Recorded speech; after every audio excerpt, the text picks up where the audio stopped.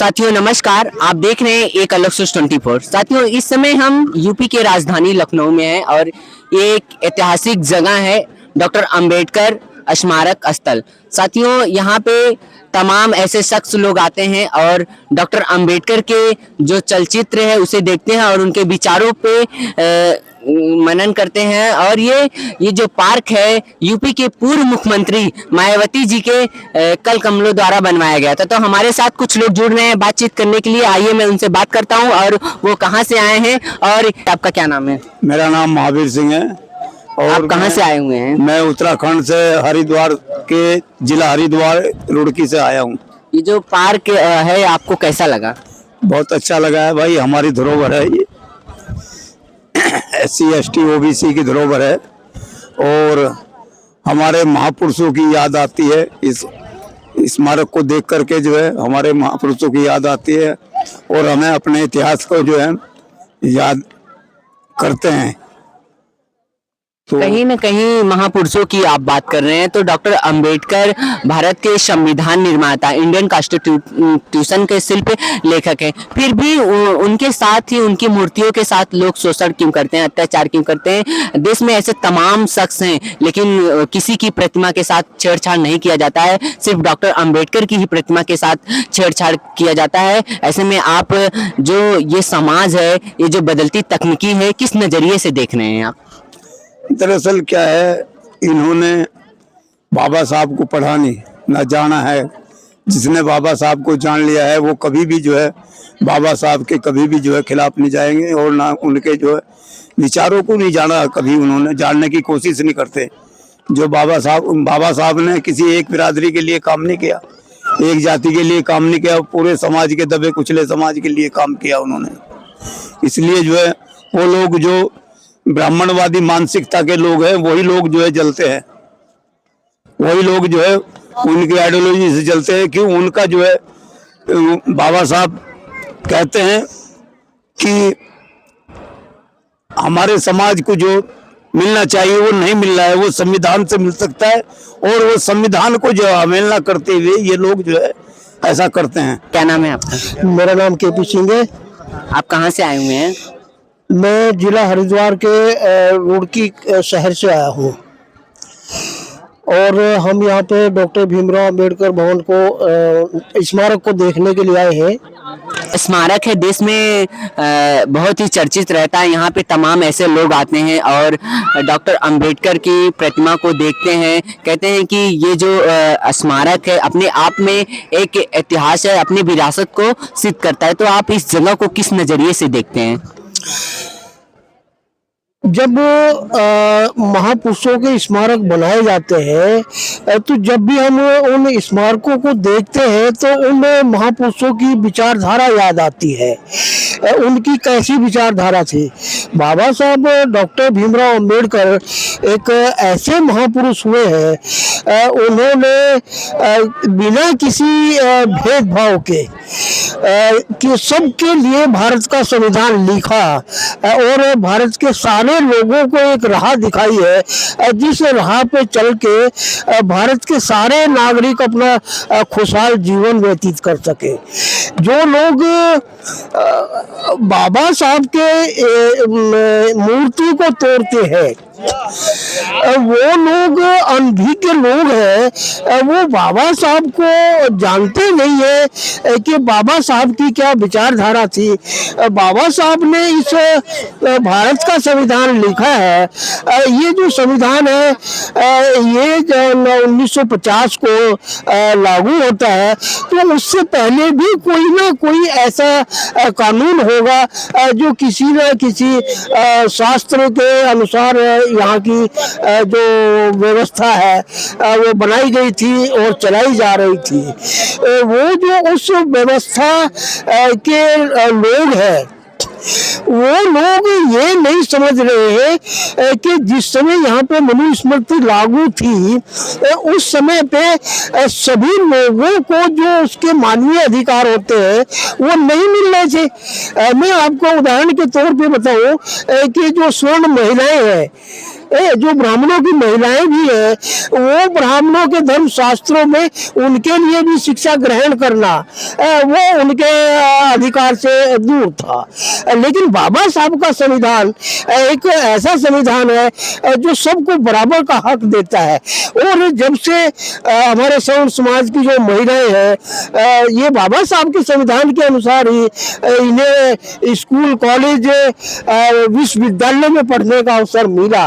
और आप विश्वविद्यालय की बात कर रहे हैं, अभी जल्दी में एक नया कानून पारित हुआ था जिसका नाम था यूजीसी, लेकिन सुप्रीम कोर्ट ने उसे कुछ ही दिन बाद उस पर रोक लगा दी और लगातार जो एससी एसटी के समाज हैं, जो बाबा साहब डॉक्टर भीमराव अंबेडकर के विचारक हैं, जो उनके विचारों पे चलते हैं, झंडे लेके, उनके फोटो को लेके लगातार धरने दे रहे हैं, फिर भी वो कानून पारित नहीं हो रहा है। तो आप इस समय उस चीज को किस नजरिए से देख रहे हैं? ये यूजीसी का जो कानून है, ये कानून भी ये एक मानवीय अधिकार का कानून है। जो लोग इसका विरोध कर रहे हैं वो लोग ऐसा समझते हैं कि जिस तरह से हम पहले से बगैर रोक टोक जिसके ऊपर चाहे उसके ऊपर अत्याचार वो कर रहे थे, उन्हें खुली छूट मिली हुई थी, इस कानून के आते ही उनके ऊपर प्रतिबंध लग जाता है। तो ये जो ना प्रतिबंध ना लगे इनके ऊपर, इसलिए ये इसका विरोध कर रहे हैं। और ये विरोध करना कोई नई बात नहीं है।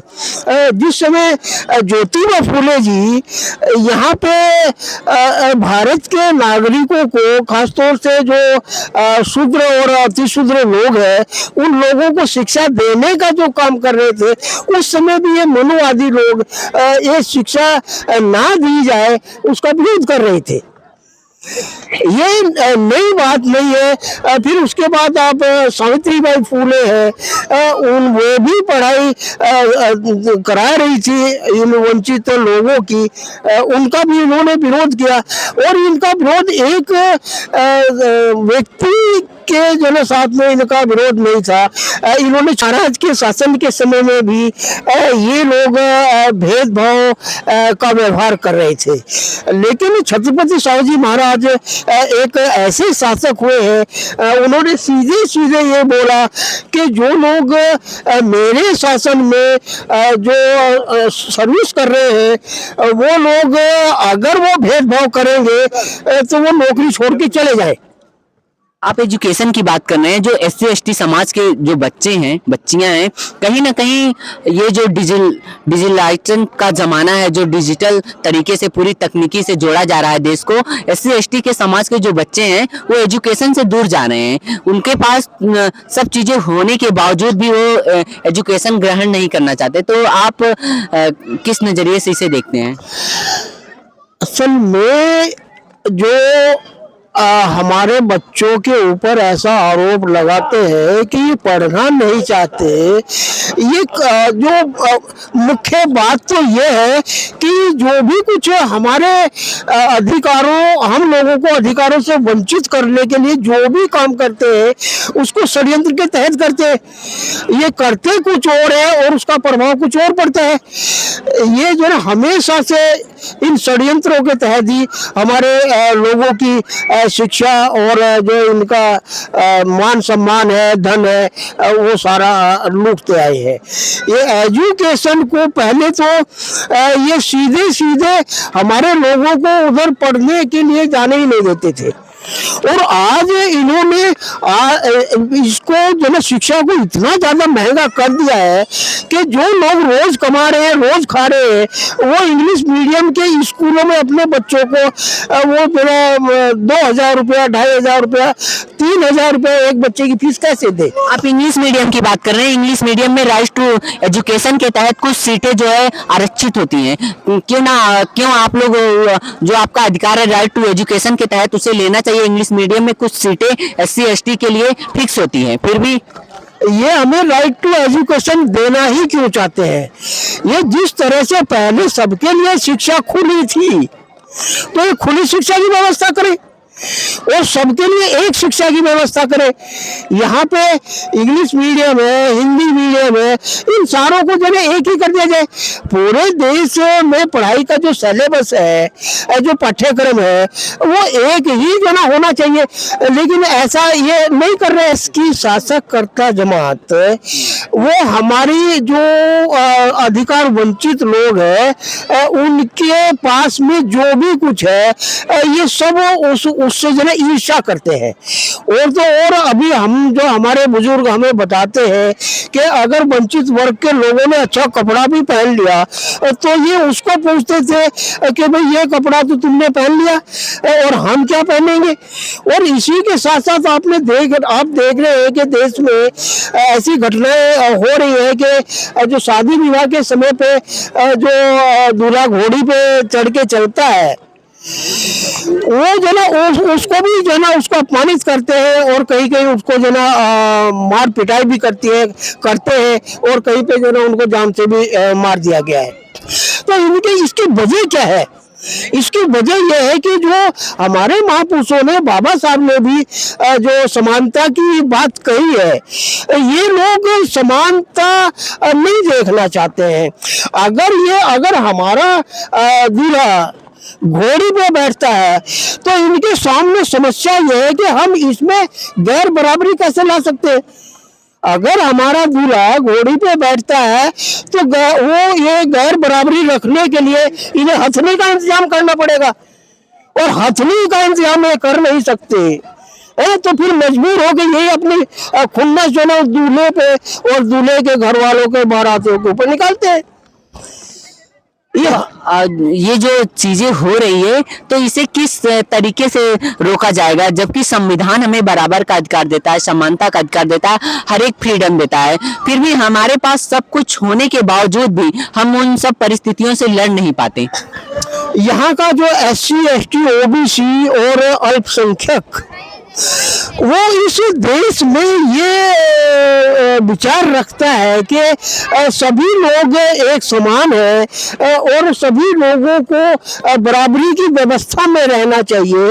इस देश के जितने सारे साधन संसाधन हैं उनका बंटवारा सब में बराबर होना चाहिए, लेकिन ये हमेशा गैर बराबरी की व्यवस्था बनाए रखना चाहते हैं।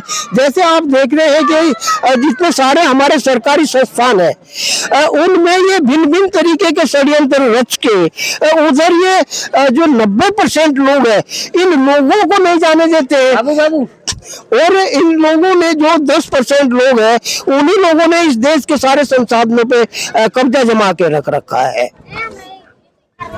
एक लास्ट क्वेश्चन दादाजी, ये जो पार्क है जब बनवाया गया बहन जी के द्वारा उन पे तमाम ऐसे आरोप लगा, लेकिन आज जो पैसा आ रहा है वो गवर्नमेंट के अकाउंट में जा रहा है, और ये जो इसके बाद अभी जल्दी में प्रधानमंत्री जी के द्वारा एक पार्क बनाया गया, वो पार्क पे कोई भी सवाल नहीं उठा, कोई भी रोक नहीं उठा। क्या सत्ता में जो है उसका दबाव था कि बस ऐसे ही उनसे लोग डर गए, सवाल करना नहीं चाहें, या उनके ऊपर दबाव नहीं रखा? इसमें आप इस तरीके को किस नजरिए से देख रहे हैं? ये आपने बहुत ही अच्छा प्रश्न किया है। ये जो ये डॉक्टर भीमराव अंबेडकर स्मारक जो बनाया गया है इस पे सवाल इस तरह से उठाते हैं कि पत्थरों में पैसा खर्च किया है, जबकि बात यह है कि जो बहन मायावती जी ने और मान्यवर काशी राम जी ने जो बहुत सारे मेडिकल संस्थान बनवाए हैं, जो ITI के बहुत सारे जो ना विद्यालय खोले हैं, और जो ना और दूसरे प्रशिक्षण संस्थान, यूनिवर्सिटी बड़ी बड़ी मेडिकल यूनिवर्सिटी बनाई है, तो सारा का सारा जो मामला जो हमारे समाज के लोगों को पढ़ने का जो अवसर मिला है, अब वो कि इन लोगों को पढ़ने का अवसर क्यों मिला ऐसा कह के वो विरोध नहीं कर सकते। वो ऐसा कह के विरोध करते हैं कि यहाँ पे पत्थरों पे जो ना उतना पैसा खर्च कर दिया। 2027 में आगे इलेक्शन है और ऐसे में दो पार्टियां आ रही हैं, जो बहुजन समाज पार्टी जिसकी अध्यक्ष हैं। साथियों, आपने देखा यहाँ पे तमाम ऐसे शख्स थे जो दूर दूर से आए हुए हैं बाबा साहब डॉक्टर भीमराव अंबेडकर पार्क में, और इन्होंने एक महत्वपूर्ण संदेश दिया कि 2027 में जब इलेक्शन आने वाला है तो डॉक्टर अंबेडकर के द्वारा जो वोट देने का अधिकार दिया गया, इसके पहले जब हमारे देश का संविधान नहीं बना था तो कुछ ही लोगों को वोट देने का अधिकार दिया गया था, लेकिन डॉक्टर अंबेडकर ने अपने संविधान, अपने लेखनी के बदौलत हर उस शख्स को एक बराबर किया कि चाहे वो वोट का अधिकार हो, चाहे एजुकेशन का अधिकार हो, अगर हम उस लायक हैं तो अपना अधिकार छीन सकते हैं। जी हाँ साथियों, और आप अपना वोट उसी शख्स को दीजिए जो इंडियन कॉन्स्टिट्यूशन की बात करें और सामाजिक बात करें, ऐसे तमाम महापुरुषों को लेके काम करें। साथियों, चैनल को सब्सक्राइब करना ना भूलें। मिलते हैं किसी और वीडियो के साथ। Reporting by Amit Rajawat, Jaunpur news. धन्यवाद।